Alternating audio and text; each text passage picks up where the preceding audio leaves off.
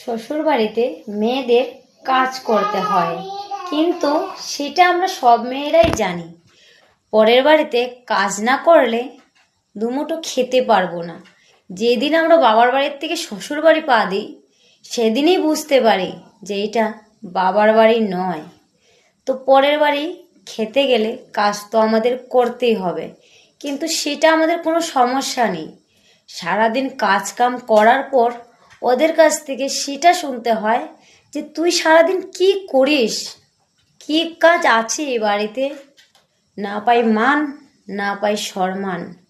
ভাই, মিষ্টি করে যদি আমার মাও বলে যে এইদিকে আয়, ওইদিকে যা, ওইদিকে নিয়ে যা, ওই জিনিসটা খা, ওই জিনিসটা খাবি না, তাও কিন্তু আলাদাই মায়া ভালোবাসা সেটা তাদের কথাতেই আমাদের মা বাবার মধ্যে সেটা খুঁজে পাওয়া যায়। কিন্তু ভাই, শ্বশুর বাড়িতে যখন তোমাকে তুই তারা কি করে কথা বলবে, না পাবে মিষ্টি সুর, না পাবে ভালোবাসার ঢাক। সেটা আমি জানি ওয়েস্ট বেঙ্গলে তুই করেই বৌমাদেরকে কথা বলে, কিন্তু ভাই অন্য অন্য দেশে বউদেরকে খুব সম্মান করে, কিন্তু সেটা ওয়েস্ট বেঙ্গলে নেই।